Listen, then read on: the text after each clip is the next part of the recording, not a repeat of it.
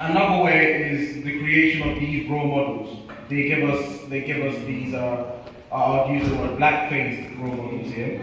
So they pick African people that look just like us, and then they place them in positions where it looks like what capitalism rewards you when you get there.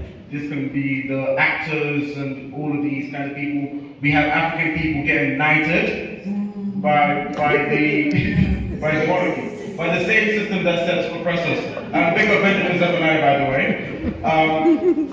So these kind of idols that are created, they put quote unquote success around the story, and we often now aim to become like them. We have that illusion that capitalism is a fair ground and it's open, and Britain is open to all Africans, and we can also make it if we just do the right things and work harder, or just get corporate jobs and these kind of things. But we need to remind ourselves of where we've been placed and our responsibility to Africa, and to not buy too much into capitalism. I'll pass it over to Comrade Princess. She'll speak more on identity and how that's also being used to, get us trapped in capitalism.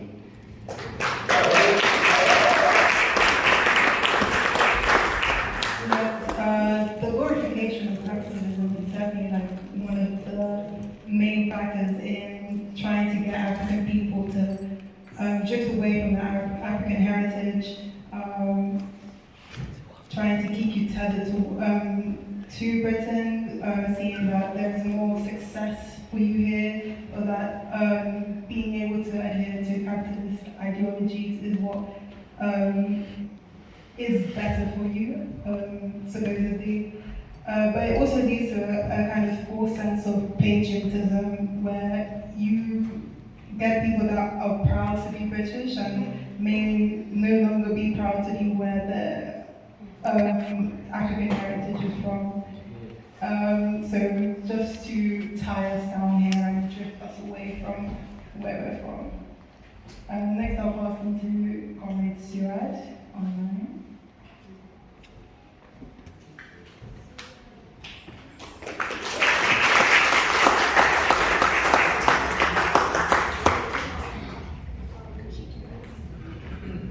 Comrade Stuart, can you hear us?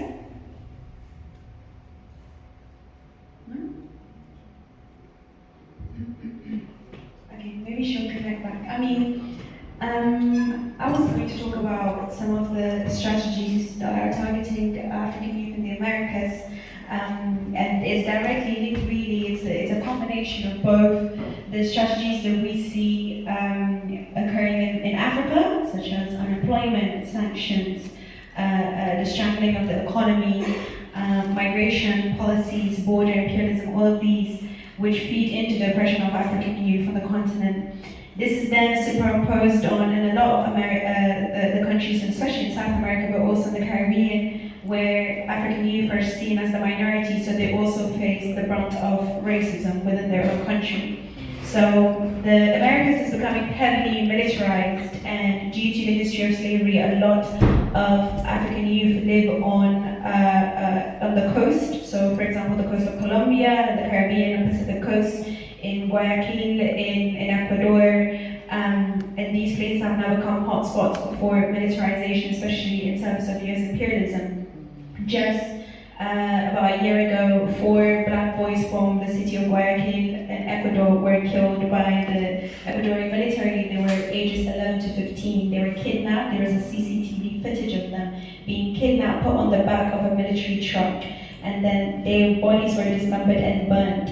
That is the consequence of militarization in the Americas, and it targets African youth specifically because they live in regions which are extremely underdeveloped, with the lack of opportunities, lack of job opportunities, lack of healthcare, and we see it as a double-edged sword, really. If you go to places like Brazil, the most policed states in Brazil are the states where the African youth live. The states of Bahia, if you're African youth in the state of Bahia, you have a 10 times chance of being killed by the police than being in the United States, for example. So that really shows you the situation for African youth is in the Americas is on both sides. First, they are, of course, collectively, their countries are victims of imperialism, US imperialism and militarization. And we see the other part of imperialism, the economic warfare that is deployed in countries like Cuba, countries like Venezuela. And then on the other hand, you have the African youth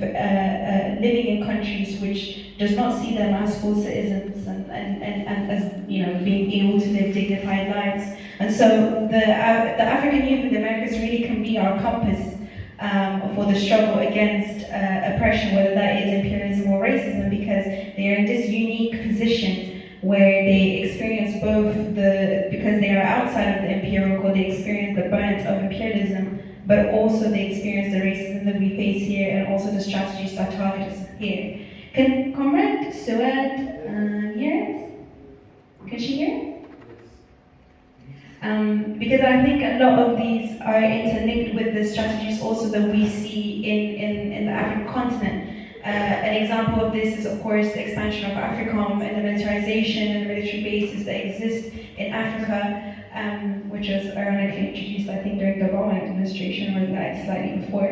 And then it's also kind of now is being passed on to the militarization of the Americas. And so we see, the threads that connect all of the African youth around the world, whether we are a minority or a majority in the country, whether we're in the imperial core or we're outside of it, all of our struggles are connected. Thank you. Can someone hear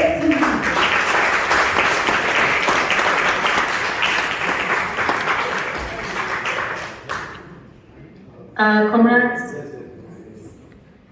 Okay. Thank you, comrades. Thank you for this amazing analysis. You have reminded us of the purpose of our presence here today, which is to challenge the capitalist policies that oppress African people and youth everywhere. In this regard, we must understand how capitalism uses key instruments to control and oppress African youth, especially proxy wars and colonial migration policies. Across Africa today, proxy wars and armed conflicts function as a part of wider system of domination, where wars in Sudan, the DRC, South Sudan, Ethiopia, Somalia, and elsewhere in the continent are produced and sustained through new colonial strategies that serve imperial interests, reproducing violence, fragmentation, and external control over Africa. It also appears in Western Sahara, where Morocco proxy occupation continues to exploit the region in favor of imperialism, and in the Sahel, where Western regimes use puppet states and jihadists to weaken the alliance and prevent sovereignty. These wars create permanent instability. They destroy society, displace people, and open space for continued exploitation of land, labor, and natural resources. At the center of this system, we find new colonialism, what Kwame Nkrumah identified as the highest stage of imperialism, serves as a tool to maintain the imperial without direct colonial rule, imperial power to dominate Africa through local regimes, military support, arms sale, sanctions, and the establishment of military bases through NATO and AFRICOM, alongside with political whitewashing that legitimize this domination. This system does not only produce war, it also produces forced migration within African society and youth in particular. Imperialism extends its control through what we can be called border imperialism, where migration policies are never neutral, but function as structured tools of containment that control African mobility and link it to a system of surveillance and political oppression. This includes turning North African territories to border police, where the legacy of slavery, chauvinism, racism is reproduced through the kidnapping, trafficking, and detention of African migrants. For African youth, migration cannot be understood in isolation from war, new colonialism, as these are interconnected mechanisms of the same imperial system that produce instability, forced displacement, and manages to through border and control regimes. Therefore, the struggle today is to confront and block imperialism and capitalism in all their strategies that weaken, exploit African youth from their land alongside African people who facing proxy wars and policies of displacement and division that are often obscured under narratives of African civil wars. This requires restoring a revolutionary discourse that exposes these tools and actively resist them. Thank you, comrades. Pass it to you.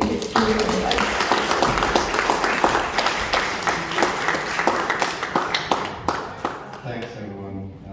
Yeah, it has been a powerful event for me. I find it powerful.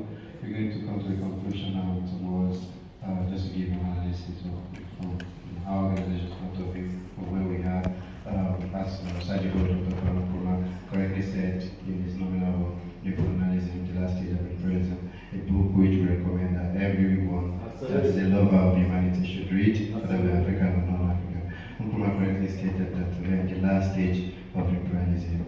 Even though we say some bourgeois analysts and some bourgeois quote-unquote politicians say that Africa is going to get recolonized again, we say we're in the last stage. After this stage, we are going straight to liberation.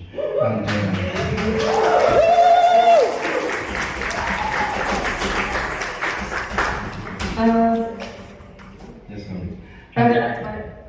Yes, come in. Do you hear me? Yes.